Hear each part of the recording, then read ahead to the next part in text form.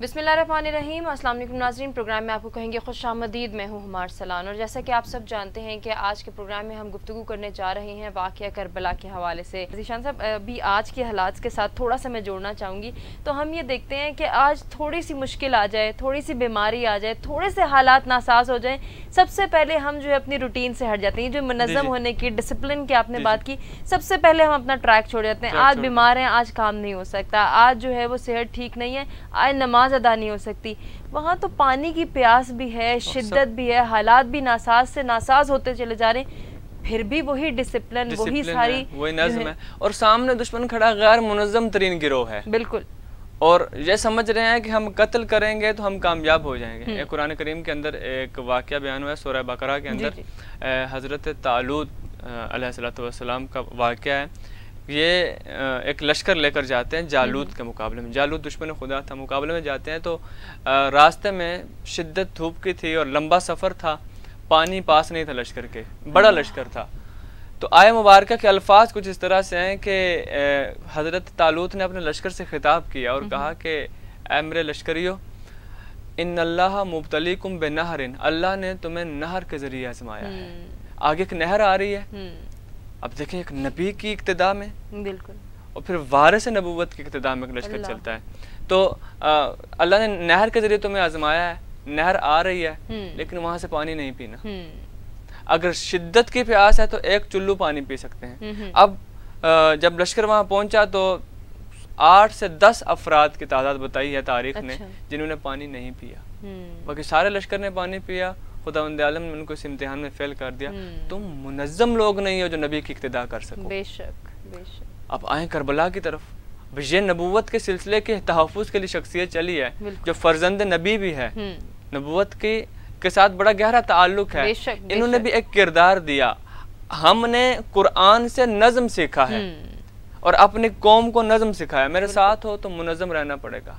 पानी नहीं मिलता, हक पर कायम हो, पानी न मिले कोई मसला नहीं है। बिल्कुल। ये असर आशूर तक सबकी प्यास हौज़े कौसर से बुझ गई थी। वाह सुभान अल्लाह। ये खुदा का वादा था, तुमने मेरे लिए प्यास का इंतज़ाम किया, मैंने तुम्हारे लिए हौज़े कौसर का इंतज़ाम कर दिया।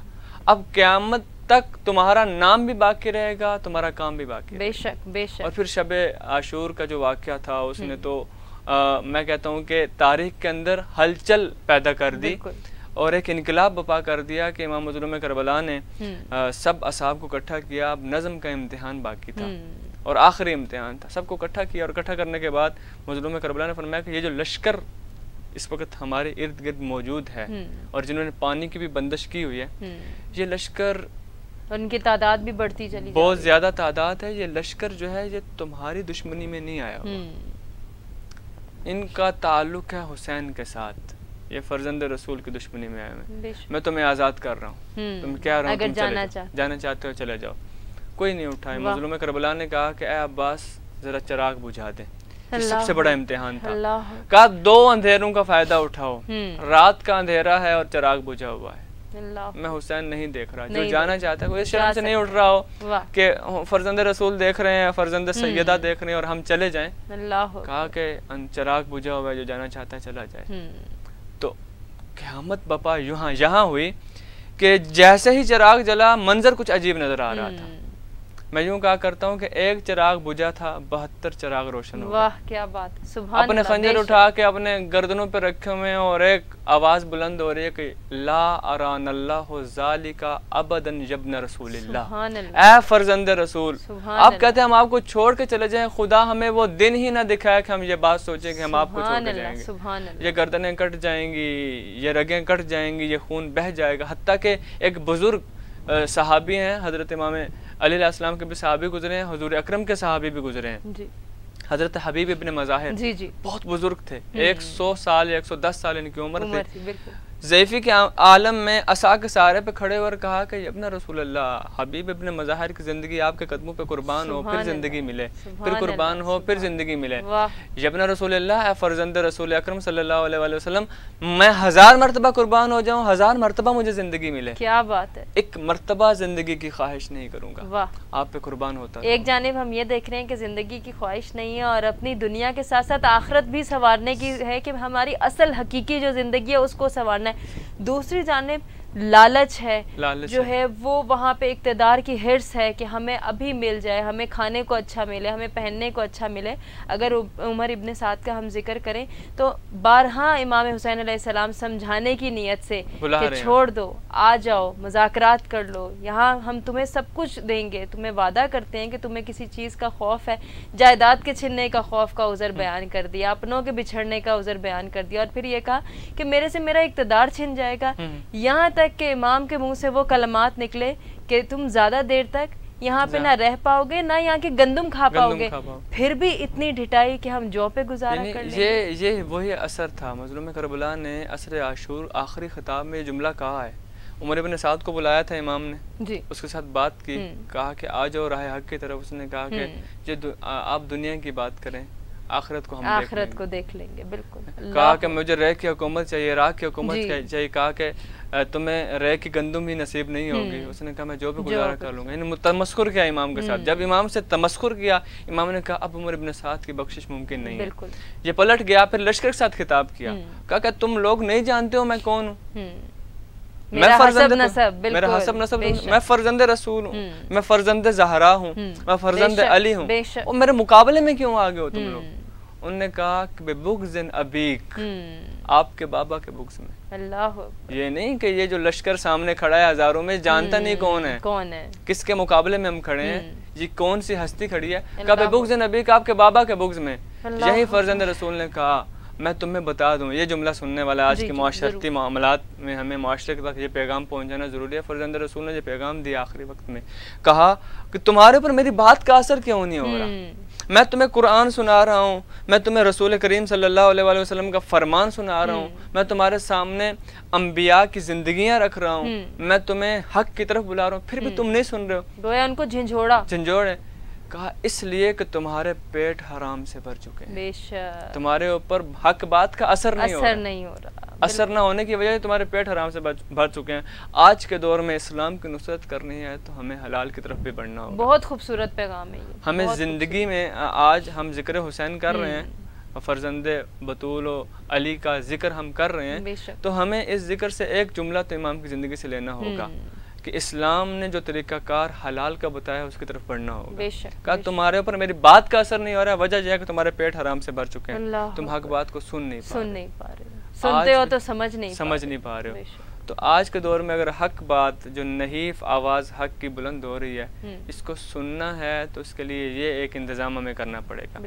اور یہی پیغام کربلا ہے, سب سے بڑا پیغام کربلا.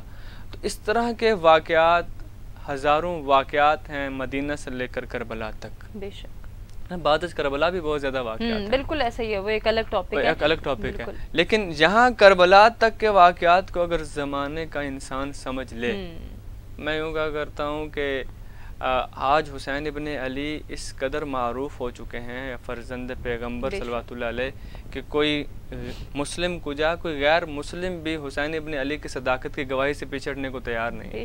بے شک. ہم یوں کہا کرتے ہیں کہ حسین ابن علی امام انسانیت ہے, یقیناً امام حریت ہے, ابو الاحرار ہے, آزادی کا درس دے رہے ہیں امام. بالکل حریت کا درس دے رہے ہیں امام. تمہیں خدا نے آزاد بنایا ہے, تم کیوں کسی کی غلامی میں آ کر میرے مقابلے میں کھڑے ہو گئے. بالکل آزاد بنو, آزاد منش بنو, اور اپنے ضمیر اور اپنی فطرت کی آواز کو سنو. جب اپنے ضمیر اور اپنی فطرت کی آواز کو سنو گے تو راہ حق پہ آ جاؤ گے. یقیناً. اور یہی کام امام نے لحظہ بالا. جب ہم کہتے ہیں نا کہ اصلاح امت ہی کیوں, تو اس کا یہ بہترین جو ہے وہ جواب ہے کہ ہم کیوں اس کو دیکھیں, سمجھیں. واقعہ کربلا, یہ مارکا ہمیں کیا انڈرسٹینڈنگ پرووائڈ کرتا ہے, اور رہتی دنیا تک یقیناً یہ انڈرسٹینڈنگز جاری رہیں گی. تو میری آپ سے یہ گزارش ہوگی کہ پیغامی صورت میں اس پورے واقعے کو جس طرح سے آپ نے بیان کیا, امام کی شہادت ہم کس طرح سے سمجھ سکتے ہیں. آج کا نوجوان, آج کا انسان, بالخصوص آج کا مسلمان کتنا ضروری ہے کہ وہ اصلاح امت کی جانب خود بھی جو ہے وہ امام کی ان ٹیچنگز کو لے کے دوسروں تک پہنچائی. یہ تمام تر ٹیچنگز. سب سے اہم ترین آپ نے سوال کیا اس پروگرام کا, جو بہت اچھا سوال تھا. ہمارے معاشرے کا سب سے مضبوط ترین طبقہ جو ہے وہ جوانوں کا طبقہ ہے. بالکل. اور جس قوم کے اندر جوان بیدار ہو جاتے ہیں وہاں انقلاب کی راہیں ہموار ہو جاتی ہیں. اور میدان کربلا جوانوں کا, اصلاً میدان ہی جوانوں کا ہے. میدان کربلا جوانی کا میدان ہے. جب میدان کربلا میں وارد ہو رہے تھے امام مظلوم کربلا تو قافلے کے آگے آگے امام کی سواری تھی, امام کا گھوڑا تھا. امام گھوڑے کی زین پر ہی کچھ دیر کے لیے امام نے آنکھیں بند کی اور فوراً جب چونکے تو کہا انا للہ و انا الیہ راجعون. تو ساتھ ہی ایک جوان تھا حضرت شہزادہ علی اکبر علیہ الصلوۃ والسلام. تو شہزادے آگے بڑھے اور کہا کہ اے میرے بابا, آپ نے یہ کلمہ استرجاع کیوں بلند کیا اپنی زبان سے, جاری فرمایا. تو امام نے فرمایا کہ اے میرے بیٹے, میں جب سواری پہ تھا تو میں نے ایک آنکھیں بند کی تو عالم خواب میں دیکھا کہ ایک منادی ندا کر رہا ہے اس قافلے کے آگے کہ یہ قافلہ موت کی جانب بڑھ رہا ہے. جیسے حضرت علی اکبر نے جملہ سنا تو کہا کہ یا ابتا اولسنا علی الحق, سبحان اللہ, کیا ہم حق پر نہیں ہیں؟ بے شک ہے. کہا کہ ہم ہی تو حق پر ہیں. کہا بابا پھر کوئی پرواہ نہیں, موت ہم پہ آ گرے جہاں موت پہ جا گرے. اللہ اکبر. یہ کربلا ایک جوان, کربلا کا ایک جوان, بالکل ایک جوان جس نے کربلا میں داخل ہوتے ہوئے یہ پیغام دیا, اور ایک جوان, یہ میں بتاؤں گا کہ کیوں موت کا کیوں تذکرہ اکثر ہو رہا ہے. شب عاشور جب شہزادہ علی قاسم جو 14 سالہ ایک نوجوان ہے, اور یہ آتے ہیں حضرت امام حسین علیہ السلام کے پاس اور کہتے ہیں کہ چچا آپ نے گفتگو کی اور میں نے سنا, اور مجھے آپ کی گفتگو سے لگا کہ جیسے ہمارے شہزادہ علی اصغر بھی کل قتل ہو جائیں گے, کیا یہ دشمن خیموں کے اندر داخل ہو جائیں گے؟ تو امام نے کہا نہیں, میں لے کر میدان میں جاؤں گا. اللہ اکبر. کہا کہ چچا پھر اصغر سے پہلے میں شہید ہونا چاہوں گا. سبحان اللہ. اب یہ جوان کا حوصلہ ہے. بے شک. جوانی میں آج ہمارے جوان زندگی کی خواہش کرتے ہیں, تمام زمانوں میں ہر جوان زندگی کی خواہش کرتا ہے. جوان کہہ رہا ہے میں موت کے لیے پہلے جاؤں گا.